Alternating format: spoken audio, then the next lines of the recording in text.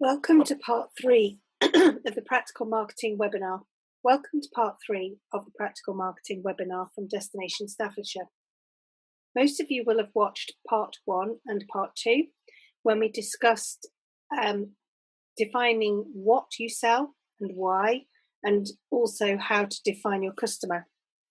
And in this section three, we're really drilling down into some of the practicalities of how to market to your amazing experience and what you sell to the customers that you've defined in a successful and easy and practical way. So in this whole webinar, which comes in three sections, we've discussed your customer's journey, understanding what you are selling and why, and we've also defined the customers. So we're now talking about how best to market your business and bringing it together in a bit of a plan. I'd like to just recap on the customer journey. I know we covered it in part one. I'm not going to go into too much detail, but I think it's very important that we remind ourselves before we headlong into some practical ideas about how to market. Remember that the customer journey, especially if you imagine it as a circle, starts with dreaming. So this is when your customers are dreaming about the kinds of activities or the kinds of experiences that they would like to have, whether it's tranquility and relaxation or fun and activity and anything in between. This is done online, it's done with friends, it's done by looking at videos and photos, and it's prompted and fed by the shared experiences of loved ones usually. We also talked about then the planning phase, so people moving from dreaming to planning, and the importance of making sure that whatever you market provides all the answers that they might need to help them plan an activity or a stay. It's important to think about how your marketing provides that opportunity without forcing people to do anything, that you're simply there, available and helpful at all times. And this might include things like accessibility, location, price, availability, whether there are any bespoke or added extras that they can add. And this quickly moves on to booking. Booking, as we know, and we've already mentioned, needs to be online, it needs to be instant, and it needs to be easy. And people need to be able to do it late at night, first thing in the morning, not necessarily within working hours. So by all means, make sure that your marketing includes telephone numbers and emails, but it also needs to provide an opportunity for them to do it by themselves and without assistance. So if your planning marketing has been good, then your booking marketing should then be a next and easy step for your customer. We've also talked about the experiencing phase of your customer's journey, and this probably is the one that we focus on most often. It's the one that we're thinking about all the time because we're thinking about the products and services that we sell. But think very clearly about, again, why your customers are with you. It isn't just to sleep in a bed or just to take a walk or just to look at some wildlife. It's often much more about how they're hoping to feel as a result. Are they hoping to feel more relaxed? Are they hoping to feel like they've had fun and made memories? So it's really important that your marketing provides evidence that this is what you do in your business. And finally, the sharing part of the customer journey. This is when they're providing the fodder for the dreaming of the next set of customers. It's when they're sharing with their friends how amazing and brilliant you are. It's about building your reputation. So sharing is so important too. And because we've recapped this customer journey, as we move forward into the how part of your marketing, then it becomes a lot more easy to pull it all together and to remind yourself how your marketing fits into each stage of that journey. It's important to note, and you may well have heard it before, that marketing is simply the right message to the right people at the right time. It's as simple as that. Oh, if only. But it is that. We've already discussed what the right people are for your business, and we've also hopefully discussed why and what you're selling, but we haven't necessarily turned that into the right message yet or the right time. So it's important to get those two things right. Remember that you are selling an experience or a feeling, so focus your messages on that. When I talk about messages, I mean the pieces of content and the wording and the text that you might use. And this will cover every part of your marketing, from face-to-face contact with somebody at a meeting, at a networking event, to leaflets, to adverts in magazines or brochures, to social media, to email marketing and subscriptions, to bits of PR that you might achieve, to your website, obviously, is a key part of that, and also how you are presented on any OTAs. So if you are listed on Booking.com, Expedia, TripAdvisor, that content is marketing too, and it's important that it's right, that the message is right. We've talked about what you sell and how experience and feelings are so important, because that's what people are buying. People are buying the feeling they're going to get at the point that they are experiencing your product or service, or afterwards. They leave relaxed, they leave laughing, they leave feeling close to their friends and family. That is what you're selling. So really, when you think about your message, all your content needs to be based in your why and your story. All your content needs to have the why at the very heart of it, so that it really makes a connection. When we talk about marketing, we often think about digital marketing, and certainly all our customers, just like us, are experiencing a very busy and noisy world. So it's very easy for us to assume that we've crafted a fantastic piece of marketing with a clever strapline, and then to find that it's not taken up, that it doesn't create the interest or the business that you were hoping it would. This often can be brought back to the connection points. It's often the bit of content that doesn't really make the emotional reaction happen. So what do I mean? If you look at, for example, Facebook, where video is king, if you look on Instagram, where beautiful pictures are king, then people are responding and engaging with those bits of content because they have an emotional reaction to it.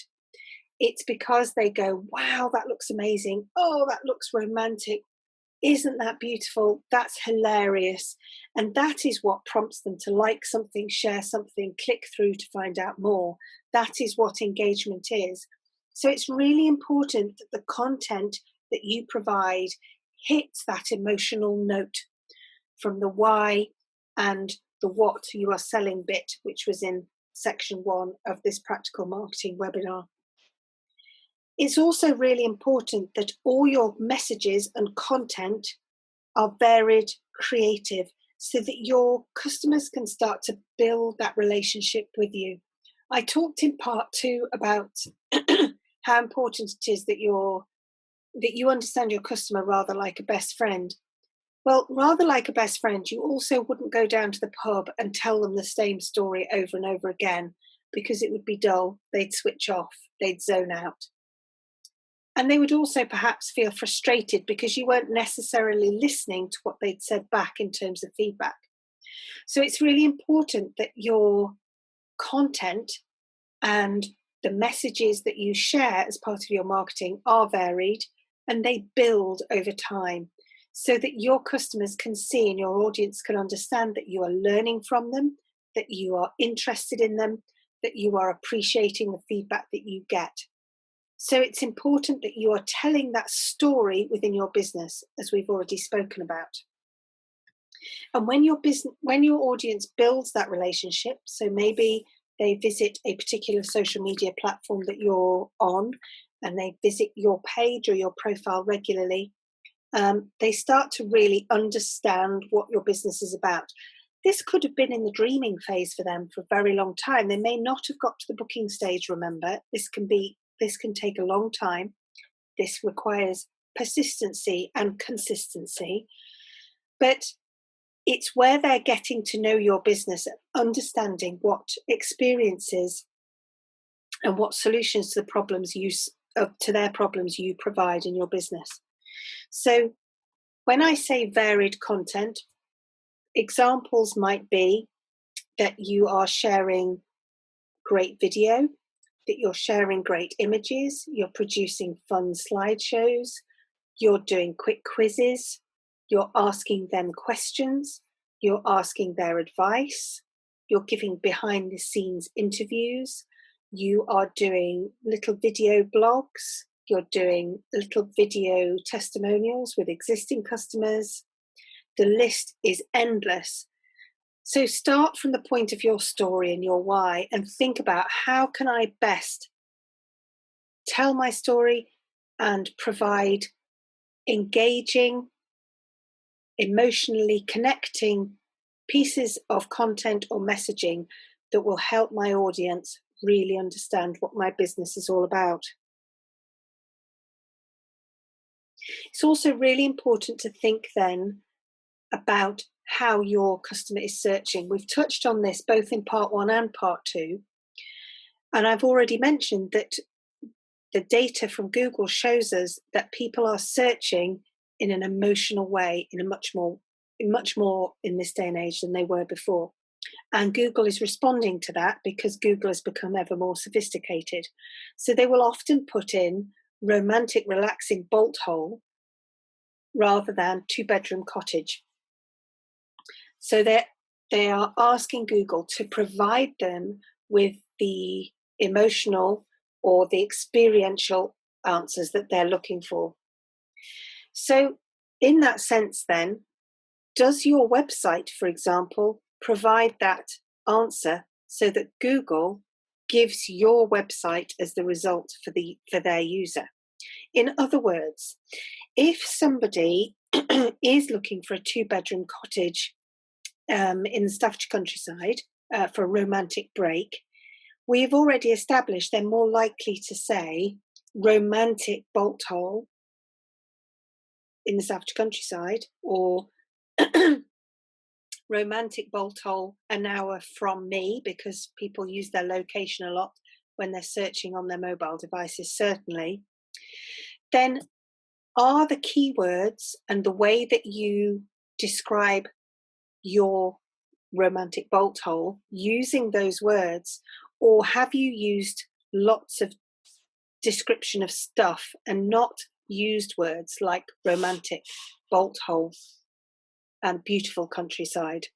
Have you simply described it as a cottage for two?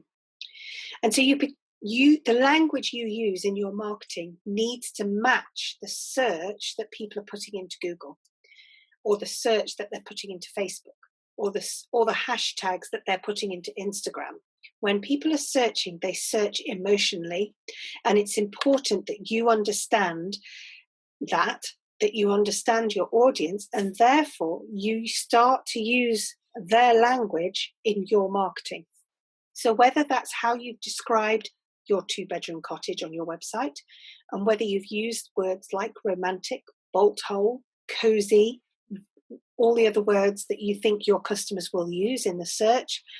And it also means that you have used those same words across all your different platforms within Google, within the internet, or within the digital world. So, for example, did you know that your About section in Facebook is the same as the meta title on the front page of your website? Did you know that the bio in your Twitter account is the meta title of your Twitter account? So what I'm saying is that you need to make sure that you're using those same experiential words, the words that have described the brand of your business and the feelings behind it and the why, right across the digital world and wherever you're marketing. So this might include your website, your search engine optimization of that, your social media platforms, any video channels, YouTube that you use, in your leaflets, brochures, any advertising that you use online or offline, because that will help. It'll do two things. First of all, it will help your customers know that you're the right place to book, because they already know that you understand they're looking for romance and a bolt hole rather than just a place that sleeps two people. So they feel confident in you, they feel like you've listened, they feel like you understand and you're going to fulfill their dreams. But it also helps Google to understand, or other search engines, to understand what it is you're providing for their users. Their users are searching for these particular set of words, and your website best matches that and provides these sets of words. And it also has an additional knowledge about your business, and that is that you use those same words across all your different platforms, from websites to social media platforms, and that gives you trust too. So Google now trusts that you are that business, that you're doing that across all your different platforms. So it's really important. It's worth noting at this point as well the difference between tools and assets. So in your marketing, I would say you have tools and you have assets. So social media, for example, is a fantastic tool. It doesn't belong to you. The audience isn't yours. It's the owners of the social media platform. But it does provide the opportunity for you to drive that audience, take them on that journey, help them, hold their hand to get to the places in your marketing that are your assets. Your assets are things that you are in control of. Your website, your list of emails and subscribers, for example. And understanding the difference between tools and assets will also help you understand how to market to the right people and how to take them on that journey from dreaming right through to booking and experiencing. So if you are taking notes at this point, then it might be worth noting this down. Have a little list of the assets for your marketing and the tools that you can use for your marketing within your business. So it might be that you have the beginnings of a subscriber email list. Maybe you've not done too much with it. It might be that you have a website, and it might be that you have a leaflets that are yours, for example, and then list the tools that you use. So you might use MailChimp to add or to build your subscriber list. You might use Facebook. You might use Instagram, for example, maybe use YouTube videos. And this helps you understand how you can use those tools to take people on their journey, their customer journey, to your assets, so they become your lasting customer. If you're not sure the difference, imagine a scenario where Mark Zuckerberg, owner of Facebook and Instagram, for example, decides to sell up and close everything down and move to a remote island. Where does that audience go? If that audience doesn't stay with you because it can no longer access you because the platform has closed, then that is a tool. It's not an asset in your business. So it's really important to build your assets and drive your traffic and hold the hands of your audience on their journey to take them to where they can book an experience and take them to the asset in your business. As part of that, then, it's very important to capture data as part of your marketing, because we've talked a lot about what you're selling, we've talked about who you're selling to, and we've talked about how to develop the right messages so that they provide all the evidence your audience needs, that you provide the experiences they dream of, and therefore they book with you. But we've also talked about how, for example, that dreaming phase or that planning phase can take a long time. Decisions take a long time for people to make. They may not. People may also want to book immediately, in which case your booking needs to be, your booking and planning phases need to be very smooth and slick and allow them to do that. But if people are kind of following you on social media for a while, or maybe they've stayed with you before and you'd like them to return, it's important to start to think of how you're going to capture data. And what I mean by that is gather people's emails in order that they maybe subscribe to your email newsletter, and you can email them out regularly so that you're able to further build that relationship in order to get the right message out to the right people at the right time. It gives you more control, and it also works fantastically with your social media activities as well. And finally, it's really important then to analyze everything that you're doing. So we've talked a lot about creating the right message to the right people at the right time, but how do you know if that's working? So it's really important to use tools like Google Analytics, to use tools like Insights on Facebook or Instagram, or use some of the analytics on Twitter, for example, to find out exactly how your messages are being received, how well they're being engaged with, and how often people click through to plan or to book with you. Is your marketing helping people along that customer journey, and is it taking them to the destination that you would most like? It's really important that you're aware of that. And it's really important that you understand the role that your social media and your content is having in your business to help them to do that. So when you're creating content, I would also create content in a diary form so that you're able to create a framework across a series of weeks or months to help you be consistent and persistent, to help you make sure that you include all the different audience types and that you include all the different elements of what you are selling. So it might be that you're selling nature, romance, bird watching, walking, cozy nights in. There's lots of different elements to the one place that you have. And it's important that you have included all those different elements regularly so that you have got varied quality content that your audience will see and engage with and feel connected to and part of.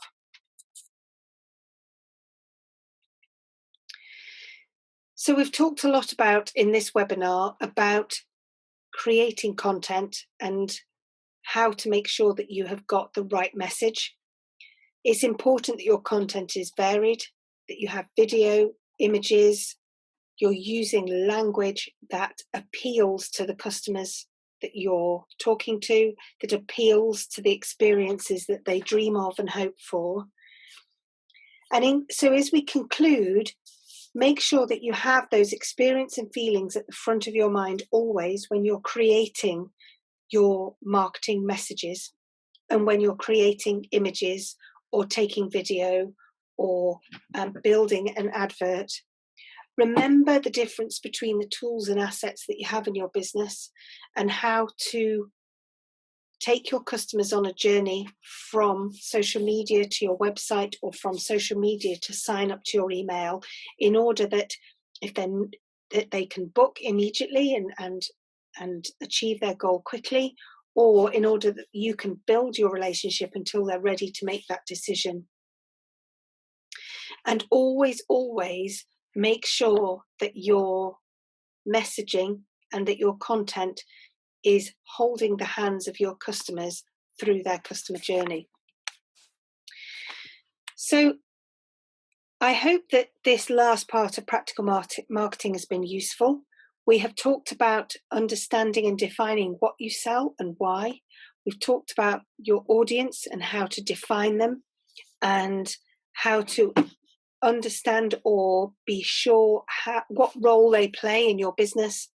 And we've also talked about, in practical terms, how to make that work from a marketing point of view, how to create the right messages, the right kind of content that's going to tell the story of your business and hold the hands of your audience through their customer journey, right through to booking, then experiencing, and then sharing, hopefully, with all their friends and loved ones, providing you with the business that you need. Thank you very much for listening.